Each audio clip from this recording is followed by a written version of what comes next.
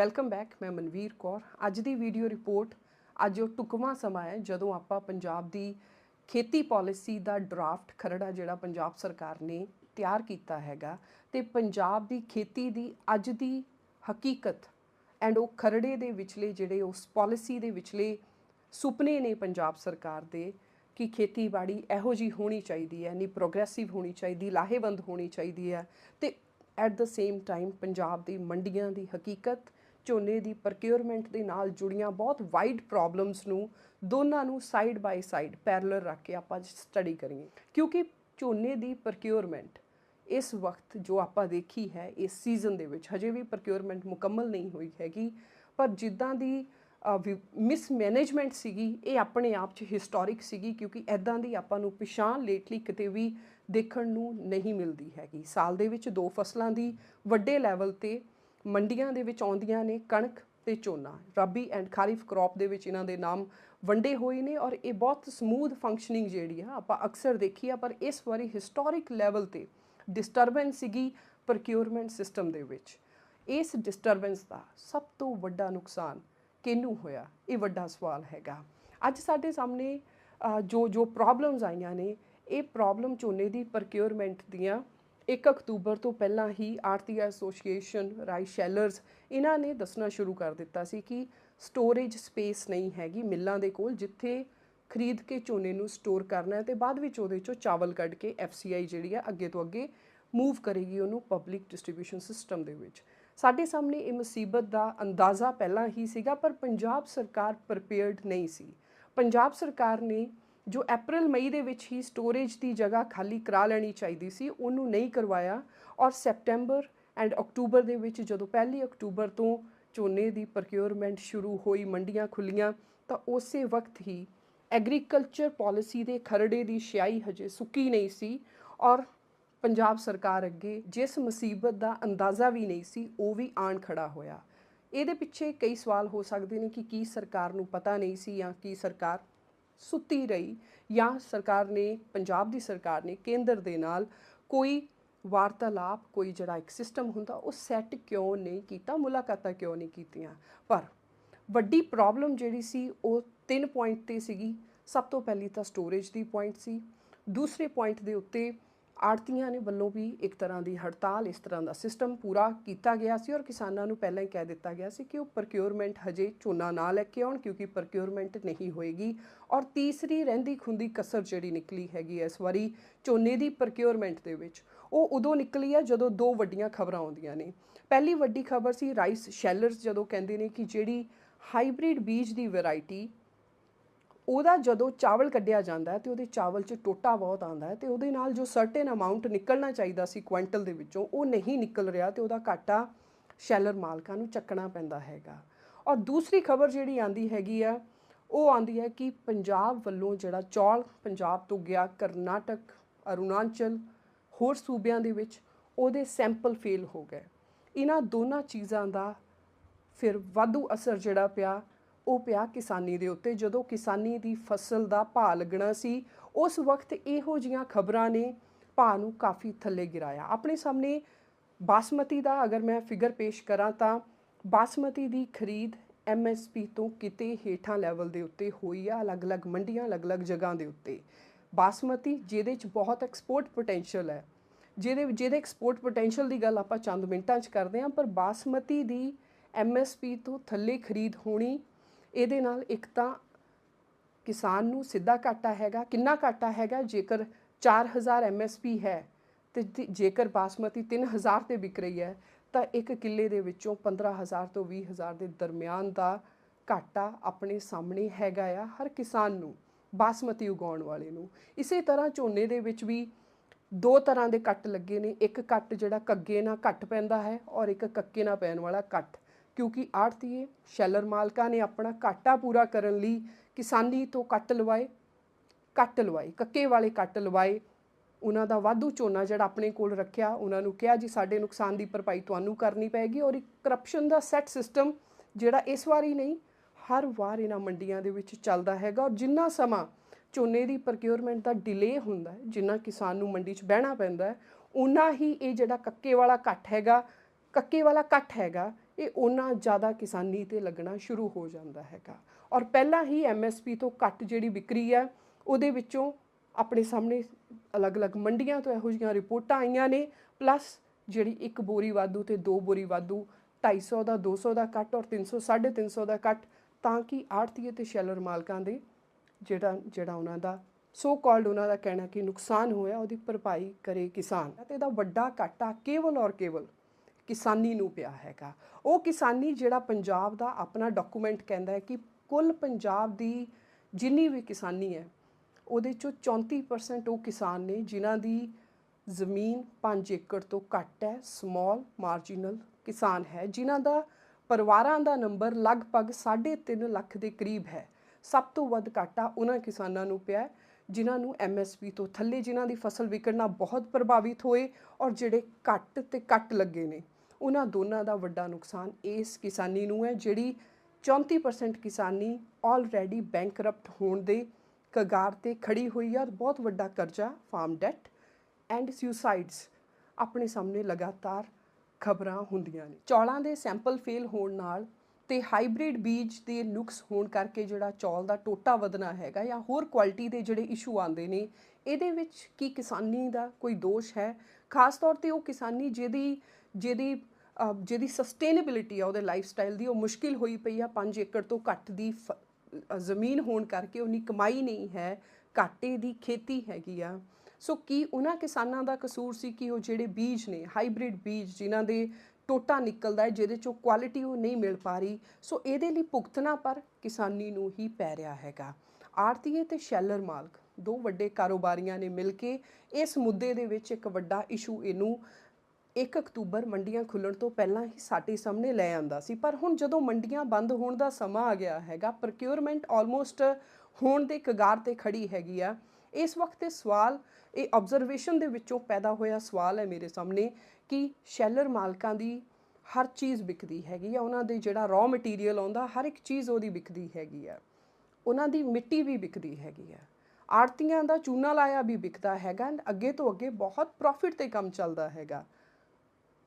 ਕੀ ਕਿਸੇ ਕਿਸਮ ਦਾ ਘਾਟਾ ਸ਼ੈਲਰ ਮਾਲਕਾਂ ਨੂੰ ਵੀ ਇਹਦੇ ਵਿੱਚ ਪਿਆ? ਕਿਸੇ ਕਿਸਮ ਦਾ ਘਾਟਾ ਕੀ ਆੜ੍ਹਤੀਆਂ ਨੂੰ ਵੀ ਇਹਦੇ ਵਿੱਚ ਪਿਆ? ਜਾਂ ਕੇਵਲ ਔਰ ਕੇਵਲ ਉਹ 34% ਕਿਸਾਨੀ ਜਿਹੜੀ 3.5 ਲੱਖ ਦੇ ਕਰੀਬ ਸਮਾਲ ਮਾਰਜੀਨਲ ਕਿਸਾਨ ਨੇ ਜਿਨ੍ਹਾਂ ਦੀ ਜ਼ਮੀਨ 5 ਏਕੜ ਇਸ ਤੋਂ ਘੱਟ ਹੈਗੀ ਆ, ਜਾਂ ਕੇਵਲ ਉਹਨਾਂ ਦੇ ਲਈ ਹੀ ਬੈਂਕਰਪਸੀ ਵਾਲੇ ਟਰਮਸ, ਇਹ ਸਾਰਾ ਕੁਝ ਕੇਵਲ ਕਿਸਾਨੀ ਦੇ ਗਲ ਹੀ ਅਲਟੀਮੇਟਲੀ ਪਏਗਾ? ਜਦੋਂ ਐਗਰੀਕਲਚਰ ਪਾਲਿਸੀ ਦੇ ਡਰਾਫਟ ਦੇ ਵਿੱਚ ਪੰਜਾਬ ਦੀ ਸਰਕਾਰ ਇਹ ਕਾਮਨਾ ਕਰਦੀ ਹੈ ਕਿ ਪੰਜਾਬ ਨੂੰ ਉਹ ਸੀਡ ਹੱਬ ਬਣਾ ਦੇਣਗੇ, ਤਾਂ ਪੰਜਾਬ ਦੇ ਵਿੱਚ ਜਿਹੜਾ ਸੀਡ, ਜਿਹੜਾ ਬੀਜ ਝੋਨੇ ਦਾ ਬਾਸਮਤੀ ਦਾ ਵਿਕਿਆ ਹੈਗਾ, ਇਹਦੇ ਵਿਚਲੇ ਜਿਹੜੇ ਨੁਕਸ ਸੀਗੇ, ਇਹ ਕੁਆਲਿਟੀ ਚੈੱਕ ਜਿਹੜੇ ਨੇ, ਇਹ ਕਿਹਦੀ ਜ਼ਿੰਮੇਵਾਰੀ ਹੈਗੀ ਆ? ਇਹਦੇ ਉੱਤੇ ਪੰਜਾਬ ਐਗਰੀਕਲਚਰ ਯੂਨੀਵਰਸਿਟੀ ਨੇ ਕੋਈ ਖਾਸ ਪ੍ਰੈਸ ਕਾਨਫਰੰਸਿਸ, ਆਪਣੀਆਂ ਸਟੇਟਮੈਂਟਸ, ਆਪਣੇ ਪ੍ਰੈਸ ਨੋਟ ਕਿਉਂ ਨਹੀਂ ਜਾਰੀ ਕੀਤੇ ਕਿ ਉਹਨਾਂ ਨੂੰ ਭਰੋਸਾ ਹੈ ਆਪਣੇ ਬੀਜ ਦੇ ਉੱਤੇ, ਉਹਨਾਂ ਦਾ ਬੀਜ ਕਦੀ ਵੀ ਇੱਦਾਂ ਦੀ ਪ੍ਰੋਬਲਮ ਨਹੀਂ ਆ ਸਕਦੀ, ਜਾਂ ਜੇਕਰ ਆਈ ਹੋਵੇ ਤਾਂ ਉਹਦੇ 'ਤੇ ਪੰਜਾਬ ਐਗਰੀਕਲਚਰ ਯੂਨੀਵਰਸਿਟੀ ਨੇ ਆਪਣੇ ਲੈਵਲ 'ਤੇ ਕੀ ਕਾਰਵਾਈ ਕੀਤੀ ਹੈ, ਜਾਂ ਇਹਨੂੰ ਕਿਸੇ IIT 'ਤੇ ਹੀ ਛੱਡ ਦਿੱਤਾ ਗਿਆ ਜਿਵੇਂ ਕੇਂਦਰ ਸਰਕਾਰ ਨੇ ਕਿਹਾ ਹੈਗਾ?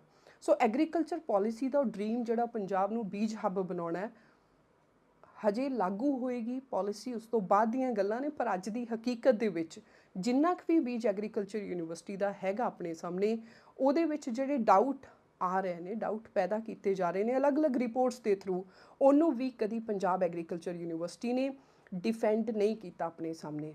ਪੰਜਾਬ ਐਗਰੀਕਲਚਰ ਯੂਨੀਵਰਸਿਟੀ ਆਲਮੋਸਟ ਜਦੋਂ ਆਪਾਂ ਥੋਰੋਲੀ ਦੇਖਦੇ ਹਾਂ ਤਾਂ 1000 ਦੇ ਕਰੀਬ ਕੁਝ ਵੈਰਾਈਟੀਆਂ ਨੇ ਅੱਜ ਤੱਕ ਜਿਹੜੀਆਂ ਉੱਥੋਂ ਉਹਨਾਂ ਦੇ ਬੀਜ ਪੈਦਾ ਹੋਏ ਨੇ, ਜਿਹੜੇ ਉਹਨਾਂ ਨੇ ਨਵੀਂ ਵੈਰਾਈਟੀ ਪੈਦਾ ਕੀਤੀ ਆ।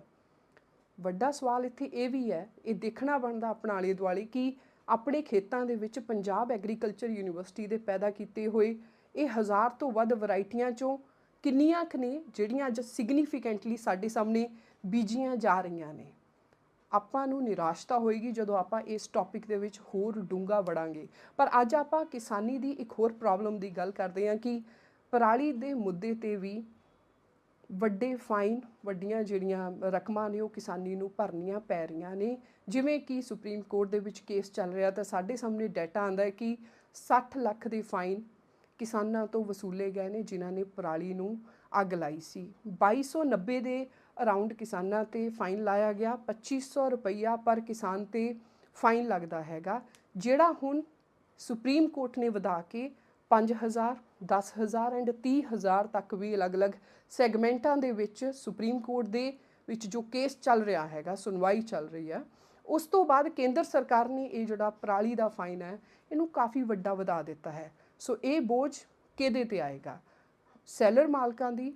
ਮੈਂ ਤੁਹਾਨੂੰ ਪਹਿਲਾਂ ਵੀ ਦੱਸਿਆ ਵੀ ਉਹਨਾਂ ਦੇ ਜਿਹੜਾ ਝੋਨਾ ਜਾਂਦਾ ਹੈਗਾ ਉਸ ਦਾਣੇ ਦਾ ਹਰ ਇੱਕ ਪਾਰਟ ਵਿਕਦਾ ਹੈਗਾ, ਈਵਨ ਮਿੱਟੀ ਵੀ ਵਿਕਦੀ ਆ ਉਹਨਾਂ ਦੀ, ਪਰ ਕਿਸਾਨੀ ਦੀ ਪਰਾਲੀ ਨਹੀਂ ਵਿਕਦੀ। ਕਿਸਾਨੀ ਦੇ ਕੋਈ ਵੀ ਦਾਣੇ ਤੋਂ ਇਲਾਵਾ ਕੁਝ ਵੀ ਨਹੀਂ ਵਿਕਦਾ, ਤੇ ਜਿਹੜਾ ਕਿਸਾਨੀ ਨੂੰ ਮੰਡੀ 'ਚੋਂ ਪੈਂਦਾ ਘੱਟ ਹੈ ਤੇ ਖੇਤ 'ਚੋਂ ਪੈਂਦਾ ਘੱਟ ਹੈ, ਬਹੁਤ ਵੱਡੇ ਲੈਵਲ ਤੇ ਕਲੱਬ ਹੋ ਜਾਂਦਾ ਹੈਗਾ। ਇਸ ਤੋਂ ਅੱਗੇ ਵੀ ਕਿਸਾਨੀ ਦੀ ਸਮੱਸਿਆ ਇੱਥੇ ਰੁਕਦੀ ਨਹੀਂ ਹੈ। ਅਗਲੇ ਸੀਜ਼ਨ ਦੀ ਜਿਹੜੀ ਕ੍ਰੌਪ ਆਉਣੀ ਹੈ ਕਣਕ, ਉਹਦੇ ਲਈ DAP ਇਨੀਸ਼ੀਅਲ ਦਿਨਾਂ ਦੇ ਵਿੱਚ ਜੋ ਚਾਹੀਦਾ ਹੈਗਾ ਉਹਦੀ ਮਾਤਰਾ ਆਪਣੇ ਕੋਲ ਬਿਲਕੁਲ ਪੂਰੀ ਨਹੀਂ ਹੈਗੀ।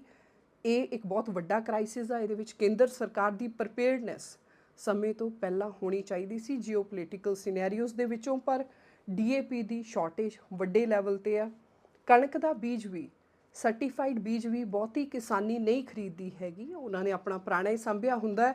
ਇਹ ਵੀ ਜਿਹੜਾ ਕਲਚਰ ਹੈ ਕਣਕ ਦਾ ਬੀਜ ਖਰੀਦਣ ਵਾਲਾ ਬਹੁਤ ਘੱਟ ਲੈਵਲ ਤੇ ਆ, ਜਿਹੜਾ ਨਵਾਂ ਬੀਜ ਜਿਹਦੇ ਨਾਲ ਪੈਦਾਵਾਰ ਵੱਧ ਹੋਵੇ। ਐਵੇਂ ਲੱਗਦਾ ਹੈ ਕਿ ਅਗਲੇ ਸਾਲ ਦੀ ਜਿਹੜੀ ਫਸਲ ਹੋਏਗੀ ਕਣਕ ਦੀ, ਉਹਦੀ ਵੀ ਪੈਦਾਵਾਰ ਤੇ ਫਰਕ ਪੈ ਸਕਦਾ ਹੈਗਾ ਅਗਰ ਇਸੇ ਕਿਸਮ ਦਾ ਹੀ DAP ਦੀ ਸ਼ਾਰਟੇਜ ਜਿਹੜੀ ਆ ਲੰਬੇ ਖਿੱਚੀ ਅਗਰ ਕੁਝ ਦਿਨ ਹੋਰ ਉਹਦੇ ਨਾਲ। ਇਹਦੇ ਵਿੱਚੋਂ ਰਿਸਪੌਂਸਿਬਿਲਿਟੀ ਲੈਣ ਲਈ ਅਗਰ ਆਪਾਂ ਸਰਕਾਰ ਦਾ ਪੱਖ ਦੇਖੀਏ, ਚਾਹੇ ਕੇਂਦਰ ਦਾ ਚਾਹੇ ਪੰਜਾਬ ਦਾ, ਤਾਂ ਸਰਕਾਰ ਨੂੰ ਐਵੇਂ ਲੱਗਦਾ ਹੈ, ਉਹਨਾਂ ਦੇ ਬਿਆਨਾਂ ਦੇ ਵਿੱਚ ਸਪਸ਼ਟ ਆਪਣੇ ਸਾਹਮਣੇ, ਕਿ ਗਰਾਊਂਡ ਦੇ ਉੱਤੇ ਮੰਡੀਆਂ ਦੇ ਵਿੱਚ ਐਬਸੋਲਿਊਟਲੀ ਕੋਈ ਪ੍ਰੋਬਲਮ ਨਹੀਂ ਹੈ, ਨਾ ਹੀ ਖਾਦ ਦੀ ਕਮੀ ਹੈ, ਨਾ ਹੀ ਕਿਸਾਨੀ ਨੂੰ ਕੋਈ ਪ੍ਰੋਬਲਮ ਆਈ ਹੈ, ਤੇ ਜਿਹੜਾ ਸਭ ਕੁਛ ਹੈ ਸਮੂਥ ਚੱਲ ਰਿਹਾ ਹੈਗਾ ਆ।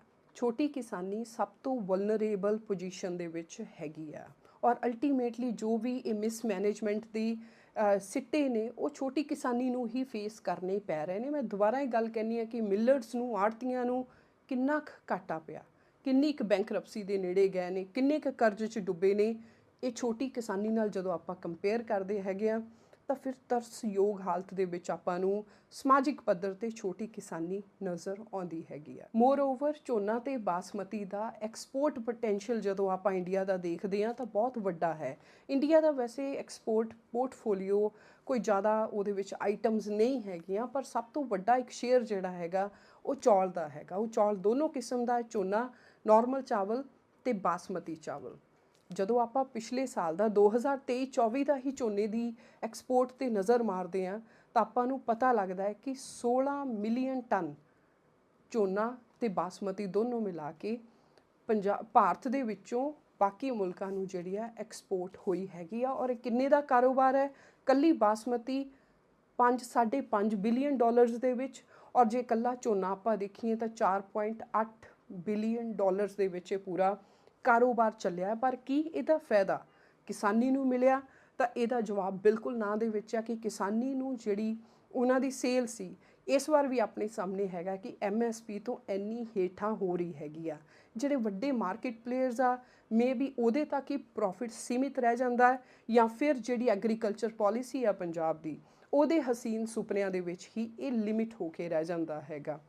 ਵੱਡੀ ਗੱਲ ਹੈ ਕਿ ਜਦੋਂ ਭਾਰਤ ਸਰਕਾਰ ਨੇ ਚੌਲਾਂ ਦੀ ਜਦੋਂ ਚੌਲ ਐਕਸਪੋਰਟ ਕਰਨ ਤੇ ਇੱਕ ਮਿਨੀਮਮ ਐਕਸਪੋਰਟ ਪ੍ਰਾਈਸ ਤੇ ਪਲੱਸ ਉਹਦੇ ਨਾਲ ਡਿਊਟੀ ਲਗਾ ਦਿੱਤੀ ਸੀ 20% ਡਿਊਟੀ, ਬਾਵਜੂਦ ਉਸ 'ਤੇ ਵੀ ਇਹ ਜਿਹੜਾ ਵਪਾਰ ਸੀ ਚੌਲਾਂ ਦੀ, ਬਾਸਮਤੀ ਦੀ, ਇਹ ਸਾਰੀ ਜਿਹੜੀ ਐਕਸਪੋਰਟ ਸੀ ਇਹ ਬਰਾਬਰ ਚੱਲੀ ਹੈਗੀ। ਔਰ ਇਹਦੇ ਨਾਲ ਕੋਈ ਵੀ ਘਾਟਾ ਰਾਈਸ ਐਕਸਪੋਰਟਰਸ ਨੂੰ ਨਹੀਂ ਪਿਆ ਹੈਗਾ, ਕਿਉਂਕਿ ਇੱਥੋਂ ਤੋਂ ਬਾਹਰ ਦੇ ਮੁਲਕ ਜਿਹੜੇ ਨੇ, ਇੰਡੀਆ ਤੋਂ ਬਾਹਰ ਦੇ ਮੁਲਕਾਂ 'ਚ ਵੱਡੀ ਮੰਗ ਹੈਗੀ ਆ ਬਾਸਮਤੀ ਦੀ। ਆਪਾਂ ਹੁਣ ਇਸ ਵੀਡੀਓ ਦੇ ਐਂਡ ਵੱਲ ਆ ਰਹੇ ਹੈਗੇ ਆ, ਤਾਂ ਹੁਣ ਮੈਂ ਜਿਹੜੀ ਚੀਜ਼ ਤੁਹਾਡੇ ਅੱਗੇ ਰੱਖਣਾ ਚਾਹਾਂਗੀ ਉਹ ਹੈ ਕਿ ਐਗਰੀਕਲਚਰ ਪੋਲਿਸੀ ਦੇ ਵਿੱਚ ਸਰਕਾਰ ਨੇ ਕਾਫੀ ਇੱਕ ਜਿਹੜਾ ਡਰਾਫਟ ਉਹਦਾ ਤਿਆਰ ਕੀਤਾ, ਉਹਦੇ ਵਿੱਚ ਕਾਫੀ ਚੀਜ਼ਾਂ ਐਕਸਪਰਟਸ ਵੱਲੋਂ ਮੈਂਸ਼ਨਡ ਨੇ।